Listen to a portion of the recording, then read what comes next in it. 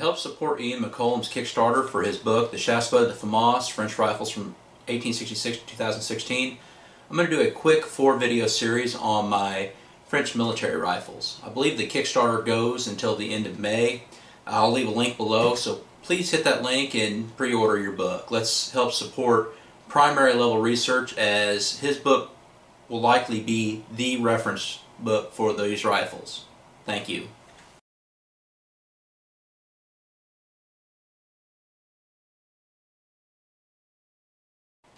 This here Frenchy rifle's in good shape. Dropped once, never fired. America.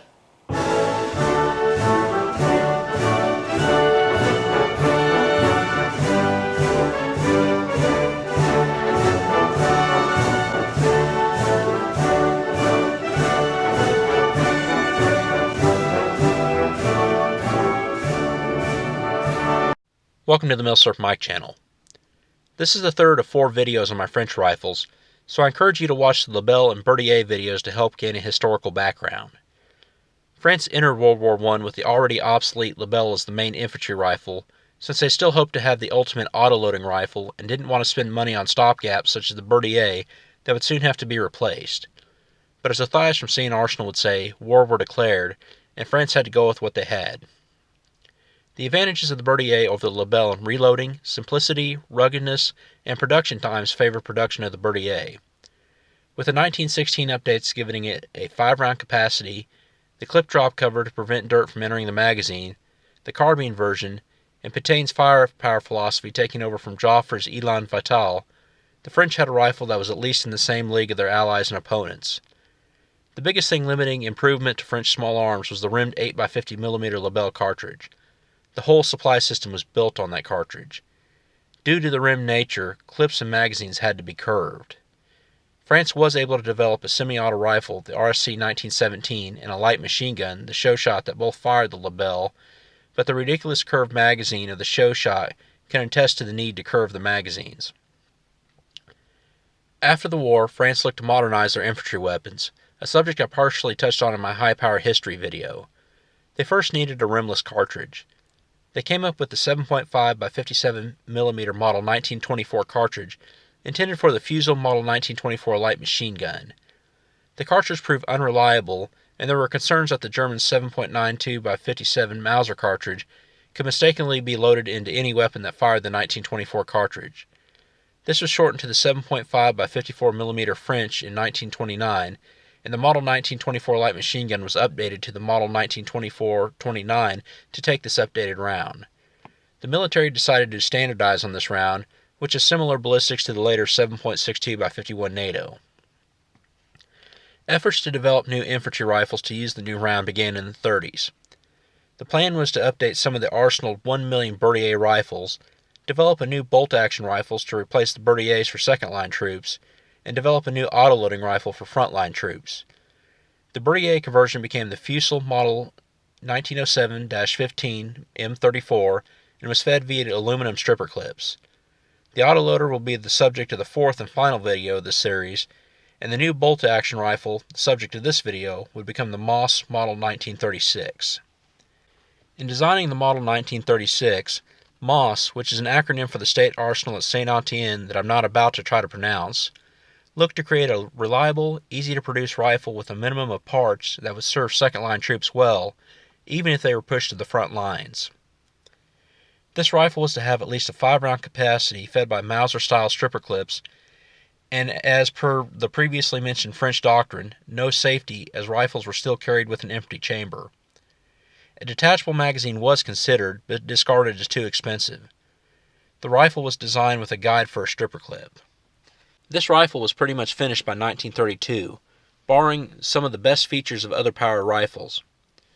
It had a 3-piece wooden stock, slab-sided receiver, and a simple bolt which barred the 2 locking lug design from the small Lee and the turn-down bolt handle from the P14 M1917. The rifle had a 22.6-inch barrel and was 40.2 inches long total, 4 inches shorter than the small Lee.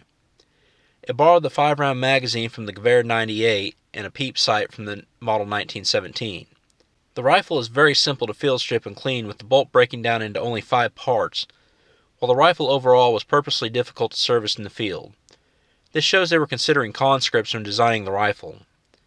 Small improvements were made with the Moss 1934 and Moss 1935, although these were never put into serial production. Finally, full production started in 1936, with the rifle given the designation the Fusil Moss Model 1936. The bayonet was kind of an afterthought, as using a bayonet as an offensive weapon was a thing of the past.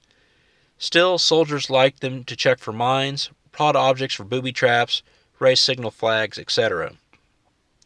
The designers added an internal spike bayonet in a tube beneath the barrel and can be deployed by reversing its position.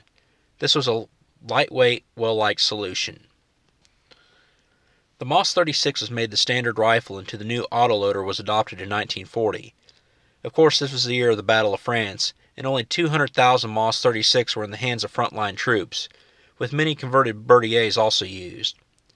After the fall of France, Moss 36s ended up in the Vichy French, Free French, and German hands, the latter of which designated the rifle as the Gewehr 242F. The Germans issued them to police forces and later the Volkssturm. The Vichy French produced some that did not have serial numbers during the war, but production was not ramped up again until liberation by the Allies in 1944. The Moss 36 was produced in various forms until 1957, with later models given grenade launching capabilities. Since the autoloaders were taken over as the standard rifle while these were produced, the 36 was sent to Grand Armories and colonial forces. Several designated marksman and sniper versions were used in the French military, and currently the FR-F2 sniper rifle, still in service, is based off the Moss 36. Otherwise, the rifle saw much use in former French colonies in Vietnam, Algeria, Cameroon, Chad, Niger, and Syria. As recently as this decade, the Syrian rebel forces have found a large cache of Moss 36s and heavily used them until the 7.5 by 54mm ammo ran out. My rifle is a post-war example built in 1945. I'll have to agree with those who say that this is one of the best military bolt-action rifles ever designed. Short and firing what is approaching an intermediate cartridge, this would have been a great rifle for a soldier to field in the Second World War when compared to its contemporary bolt-action peers. The bayonet is useful and unobtrusive, and the peep sight helps for accuracy. The angle of the bolt handle makes for smooth operation than a straight or simply turned down handle. As for field stripping, this is one of the most simple bolts to take apart to clean. Overall, this is a great bolt-action rifle, as it should be since it is one of the last designed. Please be aware of where the groups who claim to represent you and your elected officials stand on the Second Amendment. I encourage you to join the GOA, the premier no-compromise Second Amendment organization, as well as state groups who do the fighting in the trenches. If you like my content, please like, comment, subscribe. Also, please check out my Instagram, Twitter, Facebook, and who I support on Patreon. If you want to dig deeper than my surface-level research on these rifles, I encourage you to buy Ian McCullen's book, which sends a message that there's a market for primary-level research on these weapons out there. Thank you for watching, and as always, have a great day.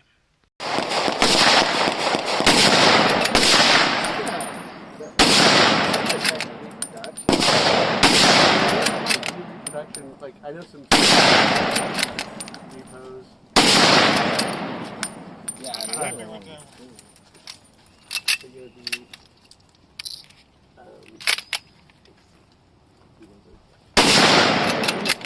Around, it's supposed to be a scope on it, and the guy went like.